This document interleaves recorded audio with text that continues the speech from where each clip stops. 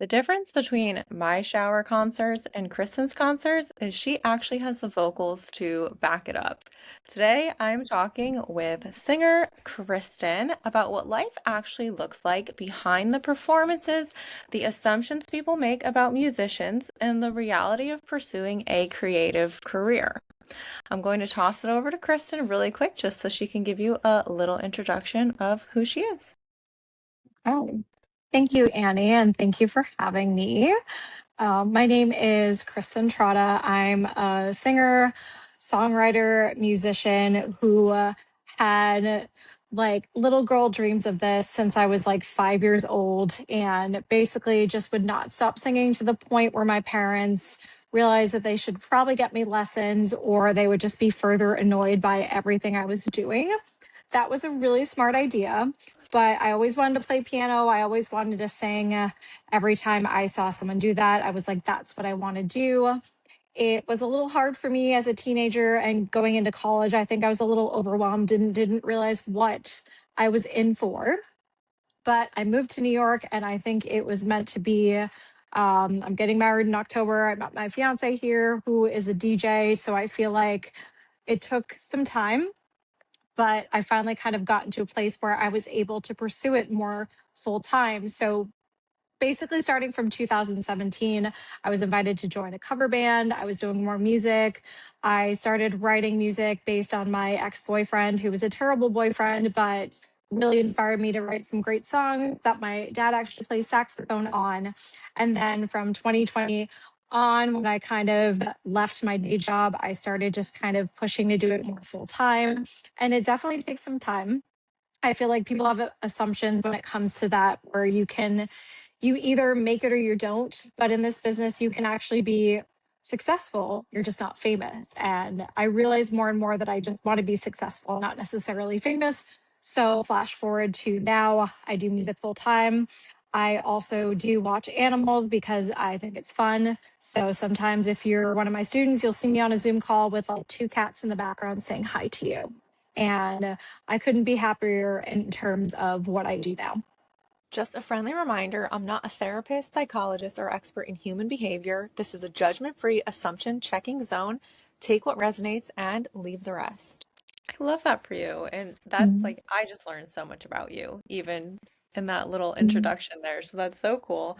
I love you said that your dad plays saxophone on some of your songs. That's so cool. Yes, yes. He was very, very nervous. He was a full-time engineer, so he didn't really go into music, and it was something he loved, but he didn't end up actually doing it. So he was very nervous. He hadn't practiced, but I basically just made him do it.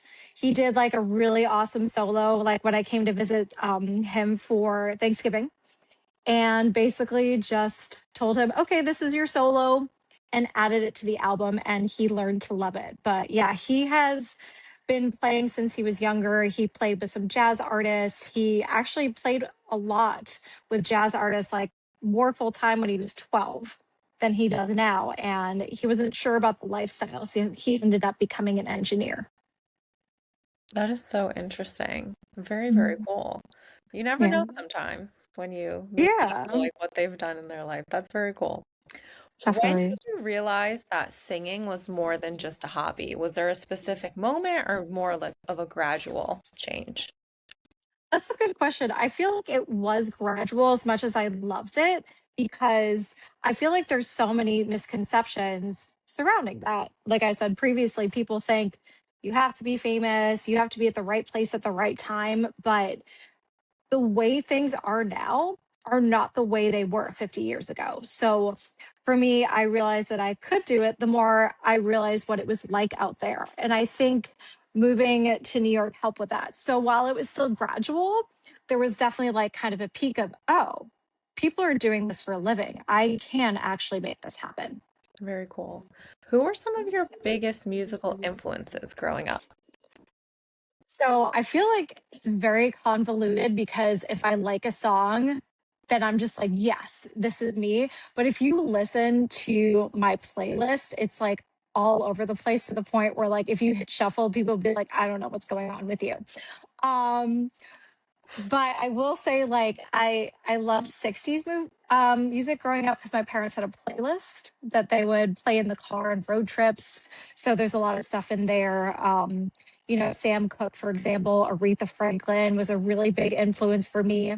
And I realized more that I loved soul music and I loved powerhouse singers. So that grew into Whitney Houston, Etta James, Mariah Carey, Alicia Keys, because she sang and played piano. And those were some of the biggest influences for me. Those are some incredible names that you just threw out there. Like, that is not playing around. I love that for you. If you could think back to your first performance, whether it was, when you were younger or maybe your first professional performance, what what was that like? Take us through that. Like, I've only done dance performances. I would never get up there and open my mouth with a microphone other than talking.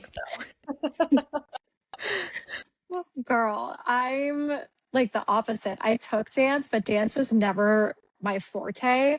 So I love watching dancers because I just think they move their bodies so incredibly. So even some of the still shots on your Instagram, I'm just like, damn. Like you just like are the embodiment of a dancer and it's such a beautiful thing. So you're welcome. So I definitely feel you like on the other end, you're like, what is this and how do you make this work? Yeah, same. I want to ask dancers all the questions. Um, when it comes to singing, and now I'm forgetting the question because I'm talking I'm talking about Take your us to your dance. first performance. Thank you. Oh my gosh. Okay. So my first performance that I can kind of recall was in high school. So they had this contest. So I'm from Peabody, Massachusetts. Not puberty as some people think it's pronounced because they're like, "Where are you from?" So I always say Boston. So I'm from Peabody. So we had a competition, and I'm realizing I'm going to say a lot. So I'm going to listen to this later and be like, we had a competition called Peabody Idol. I was 16, and you were basically allowed to participate. And I thought to myself, oh, this is really cool. Like, what if I win? And the grand prize was Kelly Clarkson, and the first American Idol contestants were big. It was the first season of American Idol. So I was excited at the thought of winning that because you got backstage passes to meet them and tickets to the concert.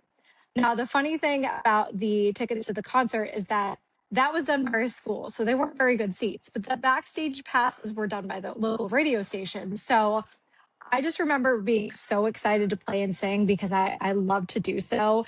And also feeling really motivated to win. I wanted to go. I didn't really watch the show, but I was like, it's really cool that I could go and meet them. So I remember just being excited. I know people can equate that to being nervous. I feel like I get more excited than nervous, but I feel like the emotions can be similar. So I was very, very excited, had so much fun. I did a song called Obvious by Christina Aguilera that I thought was my original song because it's a very kind of B side song that she does. And I said, I wish it was my song. No. And then I actually won. I took the runner up with me because I couldn't decide which one of my sisters to take, and I didn't want them to fight over it. So I took the runner up, and we were able to meet Kelly Clarkson and everybody. And can I just say, she's like the nicest person. Two judges that were actually from the radio station. So that was cool. Like I'd heard them on the radio. And the one guy, his name is Billy Costa, he asked me and said, "Oh, is that an original song?" And I said, "No, I wish it was mine." But, again, less known. So that was cool that he thought it was. And so I sang that song. I ended up winning and I took the runner up with me we got backstage passes from the radio station to meet them. Kelly Clarkson is, in fact, the nicest person ever. She says cool beans a lot. She had no makeup on and she just like washed her hair. She was just very cool. And I didn't really know some of the other people, but they were mostly nice overall, so it was cool to meet them. And the tickets to the actual show were pretty bad because those were done by my school, but the backstage passes kind of made up for that. And I invited the runner up because I have two sisters and I didn't want them to fight over who was going to go. So I figured the runner up made more sense, and he was very happy to go. He's a really nice guy. He actually does acting now, and he's been in some movies. So good for him. But I was very excited to do the performance. That is so interesting. And Mhm. I don't know what I want to use to describe it, but Kelly Clarkson was my first concert that I ever went to. So Yeah. that's crazy. Mhm. And I love Christina Aguilera. Like, you don't even understand. I have all of her Mm. CDs and Mm. I still listen to them, and I have like all of her music on my playlist. So that's crazy that the two people that you mentioned in your first story are like two of my Mhm. favorite female artists ever. I love that. I I love that. You just never know. And actually, when I was describing to you some of my musical influences, I forgot to include Christina Aguilera, and she was definitely a big one. Love to sing her songs and pretend I could sing like her. I think we all Pretend. wish we could sing like her. Yeah, we pretend. That's all you can do. All right, we are going to move into some assumptions. So Mhm. these are not some that I personally made up. They're from like the dark corners of the internet. We know the internet's not always the nicest place. So I'm going to read an assumption, and then you just give me your honest thoughts about it. Number one is if you're talented, success will happen naturally. Oh, that's so cute. So I will say that talent is helpful, but ambition and drive are going to get you there. You can't just be talented, unfortunately. Assumption number two, performing means you're naturally confident.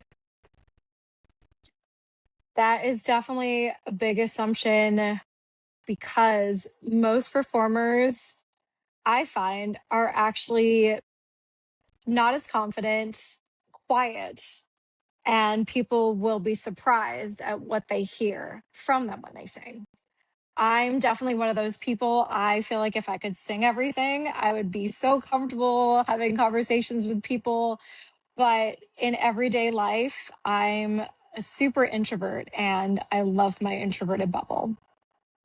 And I feel like my fiance can be quiet as well, except obviously when you're around your people. But yeah, just naturally quiet, but comes alive when he DJs, that's for sure. I feel like that's so true though. When you're around your people, I feel like those moments don't really count. 'Cause those are your people. They And don't. Yeah, I think everyone else exactly. kind of naturally, you let your guard down when you're with your people. So Yes. I hear you on that. Mhm. Assumption number three, being on stage means you love attention. Definitely the opposite for me. I love when I don't have attention. And I think that's why I gravitated towards, having success in this and not being famous, because I think I would just, obviously, I'm saying this figuratively, just about die if someone was like, Kristen, Kristen, I'd be like, oh my God, please no. I'm just gonna go hide over here. So do I like it when I sing? Yes, because that means I'm putting on a good show and people are entertained. But the rest of the time, I'm good with not having any intention at all.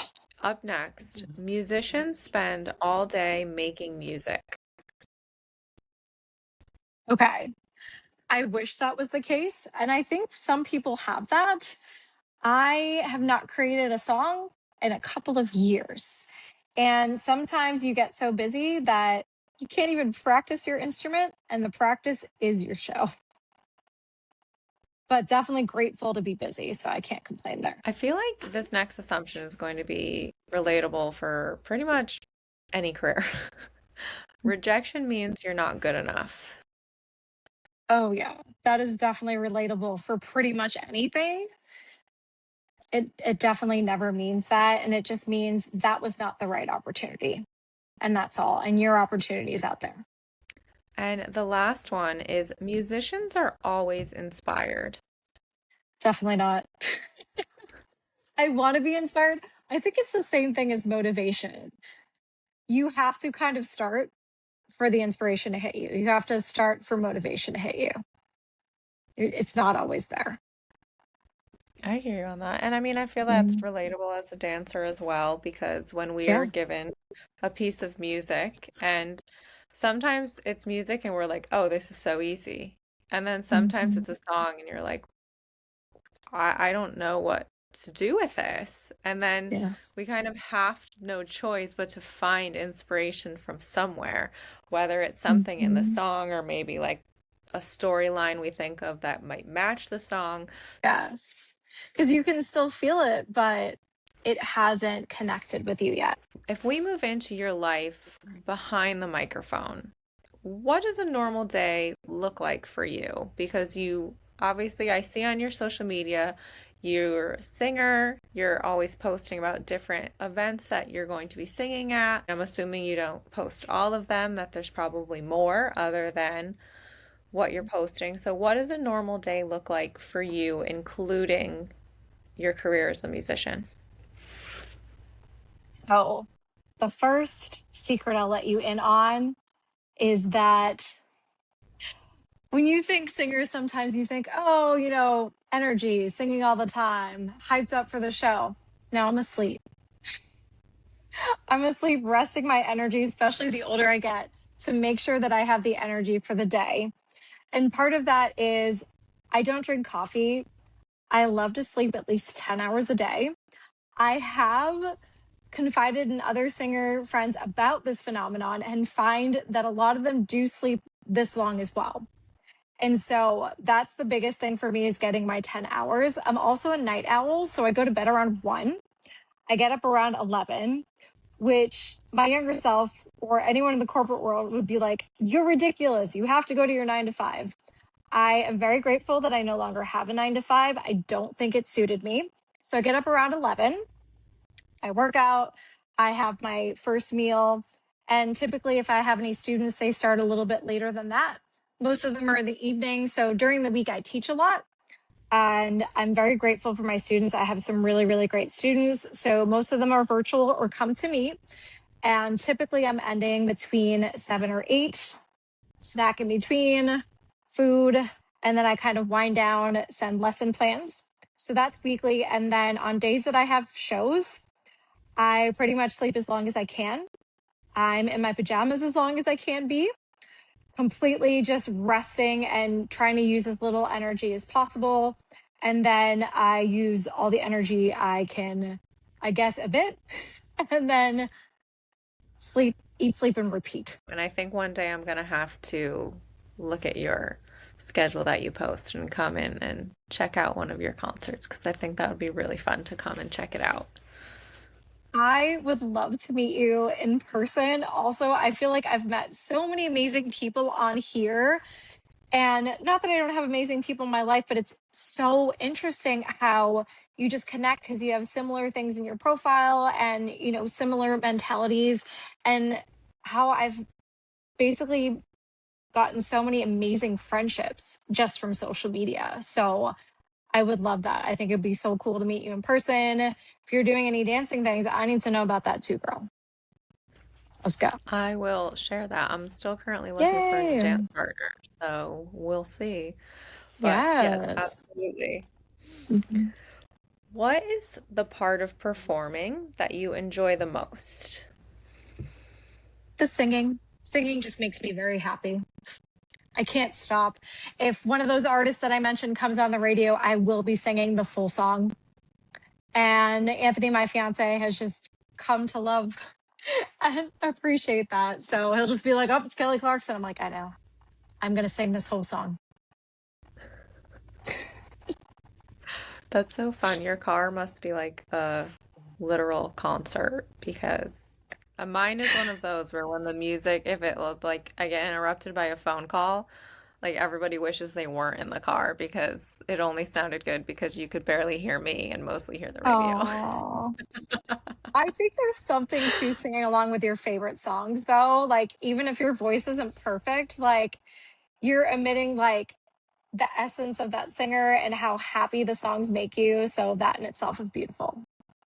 Yes, music has, Yes. I think, such a power. And I don't know if, I think part of it is I don't know if the average person understands that because I grew Mhm. up with music, I grew up dancing, I grew up basically in the dance studio. I almost always Mhm. have music playing. So for me, I feel like I've kind of always understood, when you're ready to perform to a song or ready to listen to something, and it gives you kind of like those goosebumps when you hear it. Yes, it And I does. honestly, I don't know if that happens for the average person. I don't know if people Mhm. understand how much power music actually has behind it, or like vocals, or even just some really beautiful instrumentals. Mhm. But music has just, I've always appreciated like how amazing it is. You just have music in your bones. It's such an awesome feeling to have.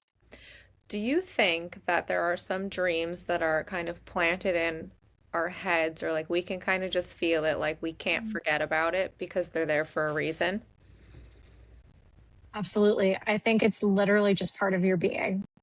And the more you just follow your gut and what it's feeling, that's where you're supposed to go. What's something that younger Kristen would be so proud of you for today? Oh my God. Younger Kristen was such a hot mess. She meant well. She didn't know which way she was going. She had all the emotions. She had no confidence. And I love her. Obviously, I would not be here today without her. I think she would be really proud of me finally just letting myself do the things that I love, even though it scared me because I did not know how I was going to make money, support myself. And I think she would be proud that I did that because that's all she really wanted. She just wanted to be happy and sing. Now, something that I think that you said earlier is going to have a very interesting perspective on it. You said about how there's, being successful as a singer, and then there's being famous as a singer or musician. And if we take that kind of just to the general definition of success, I feel like nowadays, especially with social media, people instantly relate success to being famous or to being well known. Mhm. But you've obviously found that balance that proves that that's not true. And that's not necessarily that those two things don't go hand in hand, even in a creative career, because you've found the success that you wanted. And it's not, it doesn't have a result from being famous, and kind of, everything that comes along with that. So, what would be your message for people, I guess, who are thinking or only have the mindset that, in order to be successful, you have to be famous? It's a hard mentality to break in a sense because you always see that 1%. And that 1% feels like that's where you're supposed to be. I think it would be nice if it was more shown people like you and me and what we're doing to be successful and how to basically just twist that definition because there is the rest of the world. And I say this to my singers too, like my students, because they hear the 1% and they're like, well, my voice isn't good enough. And I say to them, actually, your voice is great. And the fact that you need to work on your voice is such a normal thing. The 1% are the one who are just like, they're lucky, they're blessed, but you still have a unique gift. So you are still blessed. So I think at the end of the day, the definition of success is what you do that makes you happy and that moves you forward in your career. And it doesn't have to look at being famous. And I think the more people get in tune with what's going to work for them, they'll start to see those alternate versions of success. What's a lesson that music has taught you that applies to your overall life?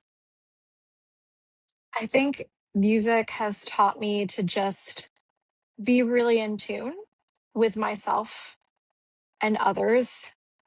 And I think it's taught me a lot of kindness and patience.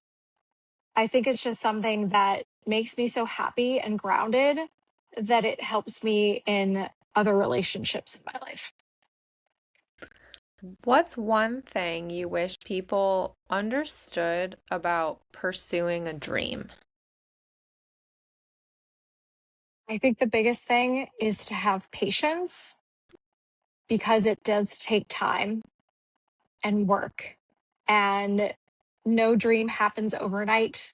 So when you see people in those shows that reality TV, things like that, competitions, that is again the 1%.